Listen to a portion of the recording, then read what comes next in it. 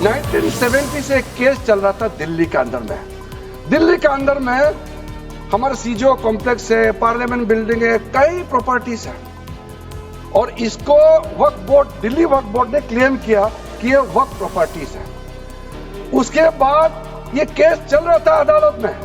उस समय यूपीए सरकार ने पूरा सारा जमीन को डी नोटिफाई करके वक्फ बोर्ड को दे दिया।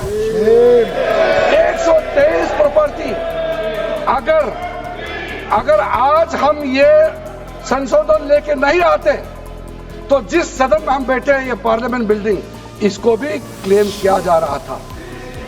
एयरपोर्ट, बसंत विहार, और अगर नरेंद्र मोदी जी का सरकार नहीं आते, अगर यूपीए का सरकार कंटिन्यू रहता, तो क्या क्या बिल्डिंग को डी नोटिफाई किया जाना था।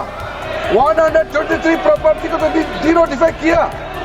मैं रिकॉर्ड में कह रहा हूं, अपने मन से कुछ नहीं कह रहा हूं, मैं ऑफिशियल रिकॉर्ड का बात बता रहा हूं। अध्यक्ष महोदय, आपके द्वारा ये बिल जॉइंट पार्लियामेंट्री कमेटी को दिया गया, जिसका विपक्ष का भी बड़ा आग्रह।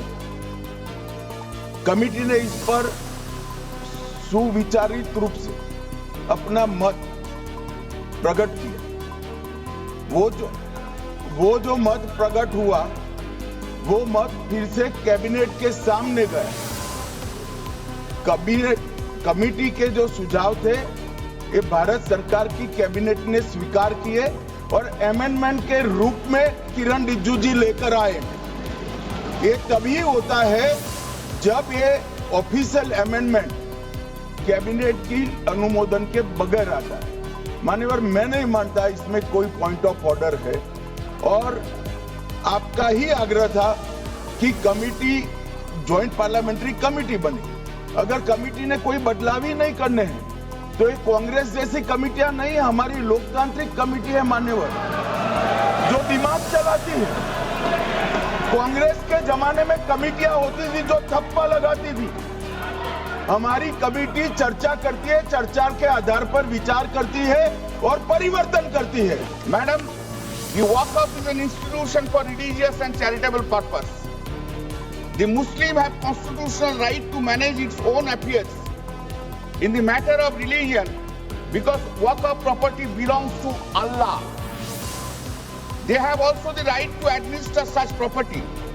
The purpose of the bill is a clear breach of the right of the Muslims to perform their religious duty, to manage their religious affairs, and therefore completely in violation of Article 26 of the Constitution of India. The bill hits basic structure of the Constitution. Thus, it is completely unconstitutional and divorces the Article 246 sub-Article 3 of the Constitution of India.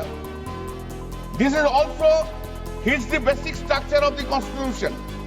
By exercising any powers under List 1 or List 3, state legislative power under List 2 cannot be encroached. Cemeteries, while providing essential resources to marginalized section of society, especially in environment where minority communities often struggle for equitable access to public purposes. This is not there. Equality, equitable access is not there in case of the Muslims. That is the reason we are opposing. केवल नाकामी नोटबंदी की नहीं, नाकामी बेरोजगारी की भी है, नाकामी महंगाई की भी है, नाकामी किसान की आय दोगुनी नहीं कर पाए, वो भी इनकी नाकामी है। मुझे याद है एक माननीय मंत्री जी पूरे देश की नदियों के बारे में बीओडी बता रहे थे, लेकिन माननीय मंत्री जी ये भूल गए कि उनके शहर में, उनके क्षेत्र की जो नदी है, उसकी बीओडी क्या है। गंगा क्या साफ हो गई, यमुना क्या साफ हो गई, स्मार्ट सिटी क्या बन गई, क्या गोद लिए हुए गांव इन्होंने गोद से उतार दिए, उनकी क्या दुर्दशा है। इसलिए मैं कहना चाहता हूं, ये नाकामी का पर्दा इस बार वक्फ बिल बना है। और सबसे बड़ी बात तो यह है कि जिसके लिए फैसला होना है, उसकी बात को अहमियत न देना भी नाइंसाफी है।